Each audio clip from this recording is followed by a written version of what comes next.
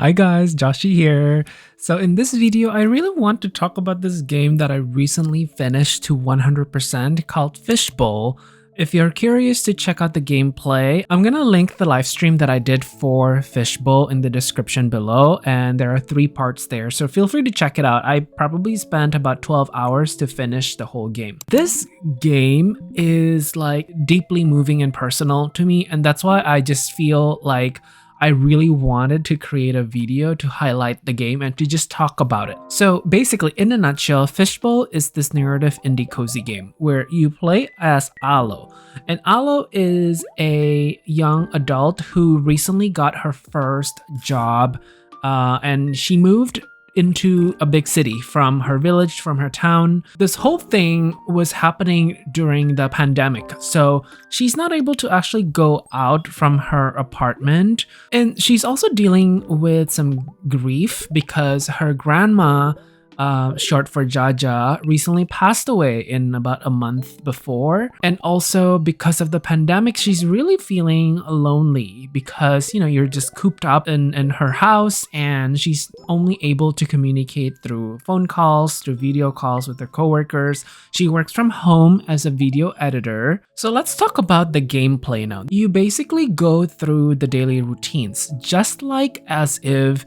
And this is what I love so much about the game because I feel like it's such a good representation of our actual lives during the pandemic. So you go through the daily routines, like you can take Alo to the bathroom to just brush her teeth, to take a shower, to use the toilet, and then you would go to the kitchen, you can make coffee, you can cook, and then you can water your plants. And there's like a bird house that you have to take care every day. And so these little tasks, it's so simple. It's just like little mini games that you use just your keyboard to basically complete the task, and then you move on to something else. On top of that, every day she works as a video editor online, working from home.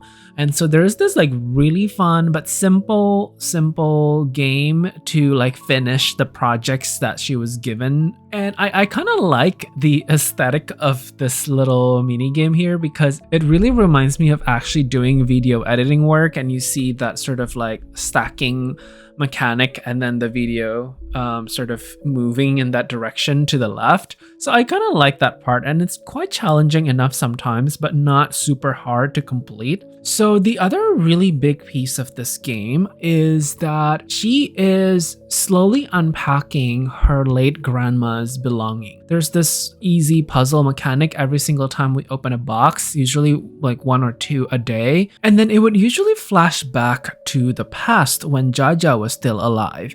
And then there's this beautiful, oftentimes very emotional sort of narrative that you have to follow, or like you interact with some of the objects or the characters in that sort of like dream sequence. And I also think that a lot of the things that I'm doing throughout the apartment every single day, it's just such a gentle way to tackle depression almost. Because I feel like it's you take things one step at a time, like you don't have to be feeling so overwhelmed and trying to accomplish everything all at once. You go brush your teeth, and then you take a shower, and then you make coffee, and then you have breakfast. It's like a very gentle way and a very mindful way of the developers to present the heavier topics to you, right? Like same thing with dealing with grief, dealing with mental health, dealing with loneliness.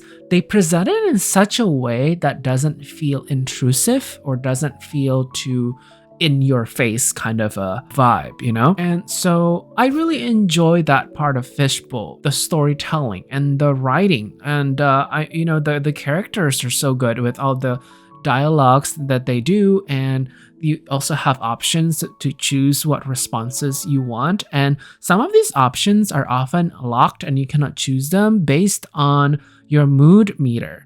And let's say if there is a dream sequence that was really upsetting for Alo, then the mood meter will decrease by a lot.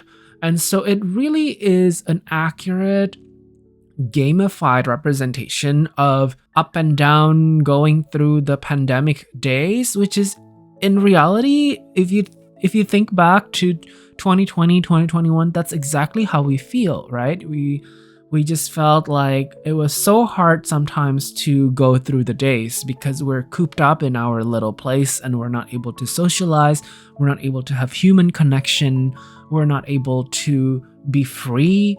This game captured that feeling so well. I also really love whenever there's a dream sequence to the past and then grandma was there. It was just very emotional. It's very nostalgic. It made me miss my grandma that also passed away back in 2009.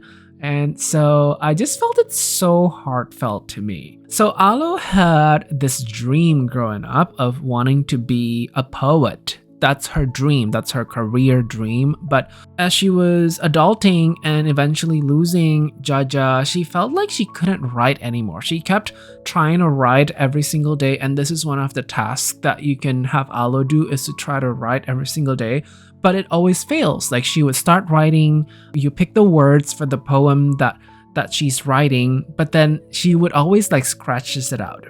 So this is part of the struggle here that we're trying to overcome, is getting that spark and that confidence back for Alo to write poetry again. And this is hitting home to me because I actually, during COVID, when it was pandemic, I started writing poetry. I actually self-published a poetry book myself, and I did online open mic to read my poetry, to do spoken word. So I felt like I was playing myself in the game, and that really hit hard for me because I truly resonate with it. And I also like that there's not really a time indication in the game. So as you're going through your days, it feels like everything start to mush together. And then I was like, did I brush my teeth today? And then I have to look at the journal to see that, oh, I haven't brushed my teeth at all today, or I haven't eaten anything today.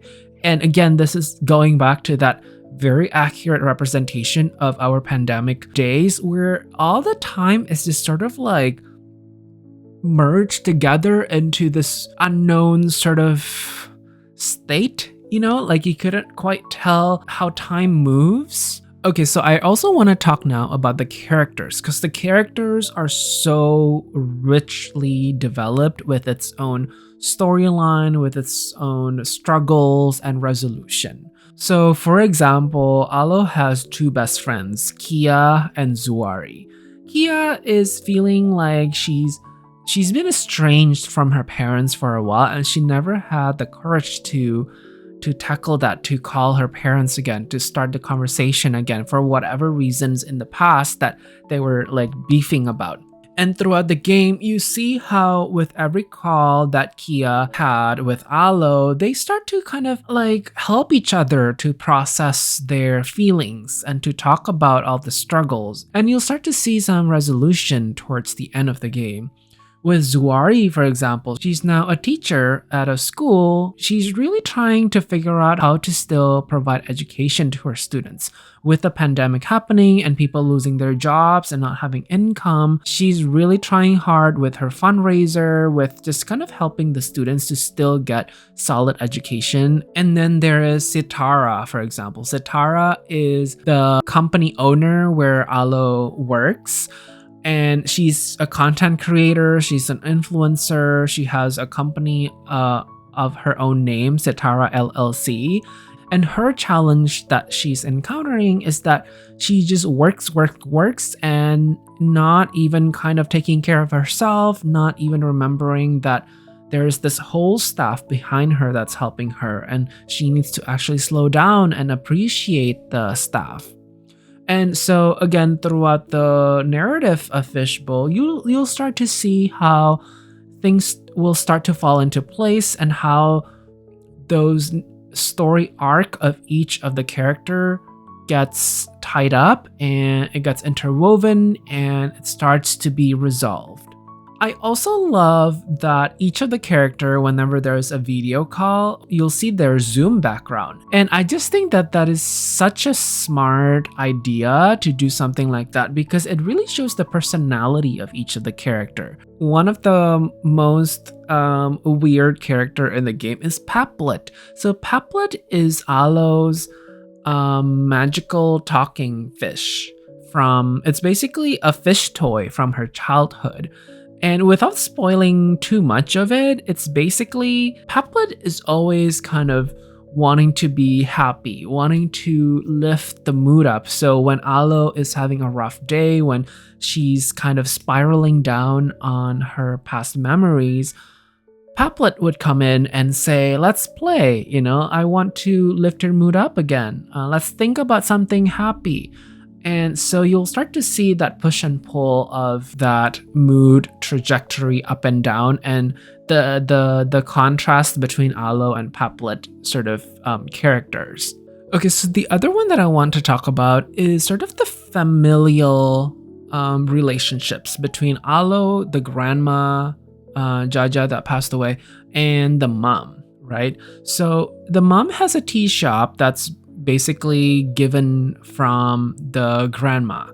And so because of the pandemic, the mom's tea shop is not going well. But then it's also revealed a bit later on, I'm not gonna spoil too much, that the mom's dream is kind of being cut short because she doesn't really want to run the tea shop in the beginning. So there's that whole thing happening between like dreams and hopes and how they intertwine, and families kind of sacrifices to provide for the family, to take care of the grandma when she was ill because of cancer. And of course, with every single flashback that Alo is having to when the grandma was still alive, you'll start to see a bit more of how Alo was growing up as a kid, the good and the bad of Alo's childhood, I think. And of course, the art in this game, the pixel art, is absolutely gorgeous. I loved it so much. Even from the very beginning, I opened the game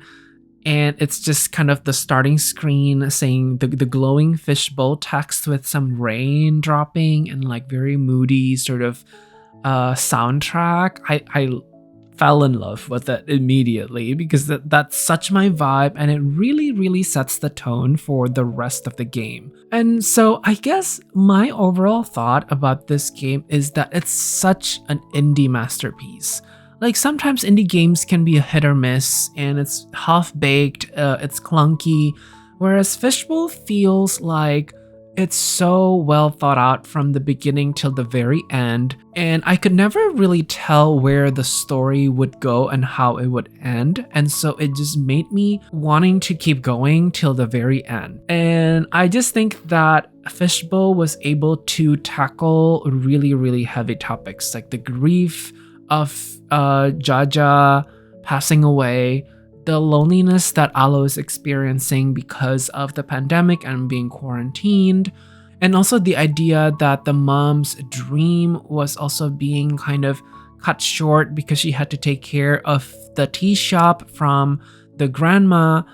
There are some really heavy topics here that I just think is so hard to show in a game, but they did such an amazing job to present it in such a way that doesn't feel like I don't want to play it anymore because it's too sad. You guys have to play it. And it definitely is my favorite indie cozy game so far in 2026, which says a lot, and I rarely finish a game till the 100%, and I did with this game, so that says a lot actually. But yeah, I hope you guys give it a try and let me know in the comments below what you think if you have a chance to play it. Thanks for watching this quick video. I really appreciate it. Please give it a like and subscribe to the channel if you haven't already.